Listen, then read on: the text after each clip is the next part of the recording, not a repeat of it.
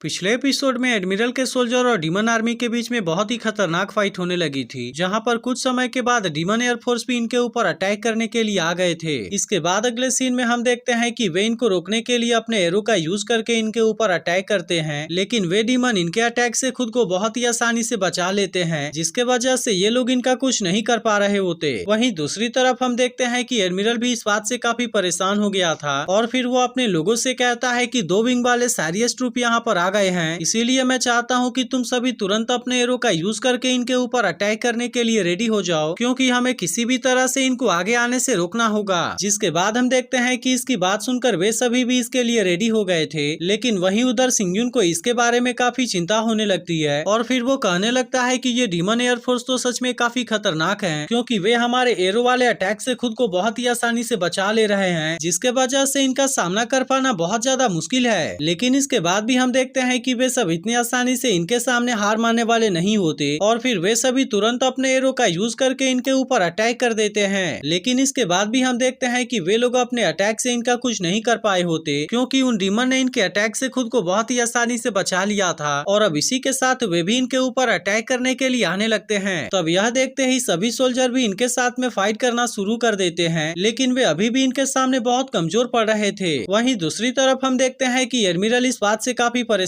हो गया था और फिर वो सिंगयुन से कहने लगता है कि आखिरकार क्या हुआ और तुम्हारी शूटिंग वुल्फ आर्मी अभी तक यहाँ पर क्यों नहीं आई, और कहीं ऐसा तो नहीं कि तुम इसके बारे में कोई भी एक्शन नहीं लेना चाहते। तब इसकी ऐसी बात सुनकर सिंगयुन उससे कहता है कि आप इसके बारे में ज्यादा चिंता ना कीजिए, क्योंकि मेरी शूटिंग वुल्फ आर्मी सही समय के आने का इंतजार कर रही है, इसीलिए जैसे ही मुझे चांस मिलेगा हम उनके ऊपर अटैक कर देंगे, क्योंकि अगर हमने इसके बारे में जल्दीबाजी किया तब इस तरह से हम यहाँ पर बहुत ही बुरे तरीके से फंस जाएंगे। तब इसके बारे में सुनकर एडमिरल भी उसकी बात मानने के लिए रेडी हो गया था, जिसके बाद वो उससे कहता है कि मैं इसके बारे में तुम्हारे डिसीजन की रिस्पेक्ट करता हूँ और अगर तुम इस फाइट में डीमन एयरफोर्स को हराने में कामयाब हो जाते हो तब इसके लिए मैं तुम्हें कोई बहुत ही अच्छा रिवॉर्ड दूंगा। वहीं दूसरी तरफ हम देखते हैं कि शूटिंग वुल्फ आर्मी के लोग भी ऑर्डर के मिलने का इंतजार कर रहे थे और फिर वे कहने लगते हैं कि आखिरकार हमें अटैक करने का ऑर्डर क्यों नहीं मिला। लेकिन तभी इसके बारे में सुनकर दूसरा सोल्जर उससे कहता है कि तुम्हें इसके बारे में इतनी जल्दी क्यों है, क्योंकि वैसे भी तो हमारे पास में यहाँ पर कोई भी सपोर्ट नहीं है, इसीलिए हम जैसे ही डीमन एयरफोर्स के ऊपर अटैक करना शुरू कर देंगे तब इस तरह से उनको हमारे बारे में पता चल जाएगा। जिसके बाद हम देखते हैं कि एक दूसरा सोल्जर भी इसके बातों से एग्री हो जाता है और फिर कहता है कि इसके बारे में हमें कोई भी जल्दीबाजी नहीं करना चाहिए, क्योंकि इसके वजह से हमारा प्लान फेल भी हो सकता है। इसके बाद वे सभी डिसाइड करते हैं कि जब यहाँ की सिचुएशन क्रिटिकल हो जाएगी और जब डीमन एयरफोर्स वाले पूरी तरह से इनके रेंज के अंदर आ जाएंगे तब उसके बाद ही इनके लिए अटैक करने का सही समय होगा।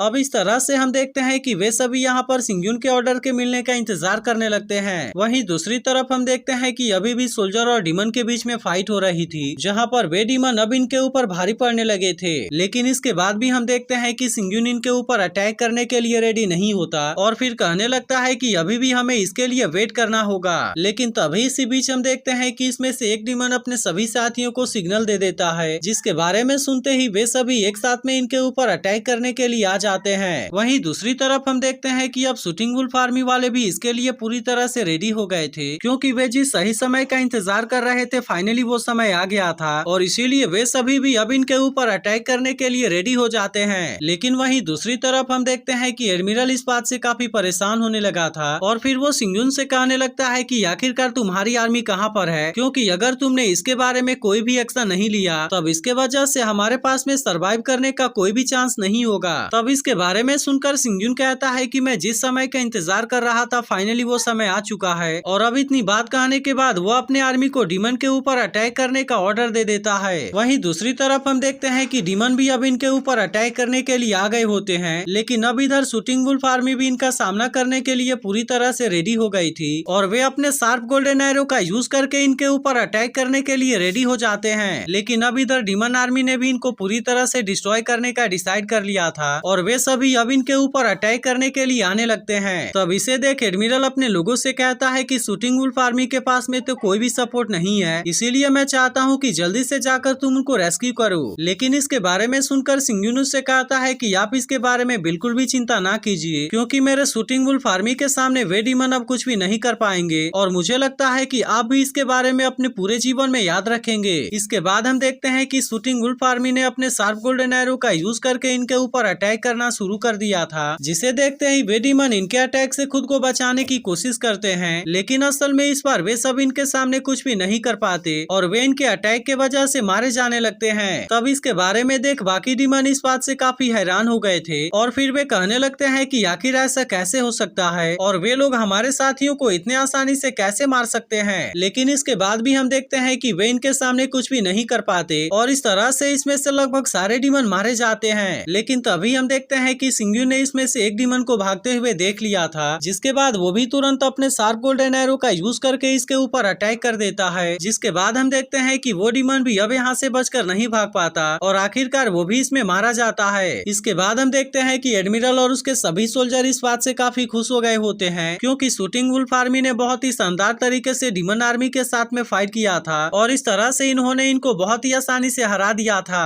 इसके बाद हम देखते हैं कि एडमिरल सिंग्यून और उसके शूटिंग वुल्फ आर्मी को अपने साथ में लेकर आया होता है, जहाँ पर वो इनसे कहता है कि मैं इस बार डीमन आर्मी को हराने में कामयाब हो पाया, क्योंकि इसमें तुम सभी का एक बहुत बड़ा कंट्रीब्यूशन रहा। अब इतनी बात कहने के बाद वो इनसे कहता है कि मैं रिवॉर्ड और पनिशमेंट के बारे में बहुत ही अच्छे से जानता हूँ और इसीलिए मैं अब तुम सभी को लेवल 1 में प्रमोट कर देता हूँ। जिसके बाद हम देखते हैं कि शूटिंग वुल्फ आर्मी भी इस बात से काफी खुश हो गई थी। लेकिन इसके बाद हम देखते हैं कि एडमिरल सिंग्यून के पास आता है और फिर उससे कहता है कि तुमने भी कमांडर के रूप में बहुत ही अच्छा काम किया है, क्योंकि अगर तुमने इन सबको अच्छे से ट्रेन नहीं किया होता तब इस तरह से वे भी इसमें कुछ नहीं कर पाते। इसके बाद हम देखते हैं कि उसने सिंग्यून को भी कमांडर के पोस्ट से मेजर जनरल के पोस्ट पर प्रमोट कर दिया था, जिसके बारे में सुनकर सिंग्यून इसके लिए उसे थैंक यू कहता है। फिर वो शूटिंग वुल्फ आर्मी से कहता है कि वुल्फ आर्मी के खिलाफ में तुम्हारा रिकॉर्ड बहुत ही शानदार रहा, इसीलिए मैंने तुम सभी को परमानेंट लीजियन में कन्वर्ट करने का डिसाइड कर लिया है और इसी के साथ वो इनसे कहता है कि तुम्हारा कमांडर सिंग्यून ही होगा। तब इसके बारे में सुनकर वे सभी भी इस बात से काफी खुश हो गए थे। लेकिन अब इसी के साथ हम देखते हैं कि मिलिट्री डिपार्टमेंट ने एक ऑर्डर भी इशू कर दिया था, जिसके अनुसार अब शूटिंग वुल्फ आर्मी को शूट साइरियस के नाम से जाना जाएगा। तब इसके बारे में सुनकर वे सभी कहने लगते हैं कि अगर हमारा कमांडर सिंग्यू नहीं होता तब उसके बाद हम ऐसा कुछ भी नहीं कर पाए होते। इसके बाद एडमिरल सिंग्यून से कहता है मैं उम्मीद करता हूँ कि तुम अपने आर्मी को बैटलफील्ड में भी ले जाओगे और इस तरह से वहाँ पर तुम बहुत ही शानदार अचीवमेंट को बनाओगे। जिसके बाद सिंग्यून एडमिरल से कहता है कि आप इसके बारे में बिल्कुल भी चिंता ना कीजिए, क्योंकि मैं इस मिशन को कंप्लीट करने के लिए अपना बेस्ट दूंगा। और फिर इसके बाद एपिसोड यहीं पर एंड हो जाता है। तो अगर एक्सप्लेनेशन अच्छा लगा हो तो वीडियो को लाइक जरूर कर देना और अगर आपने इसके पिछले एपिसोड को मिस कर दिया हो तो लेफ्ट वाली वीडियो जरूर देख लेना।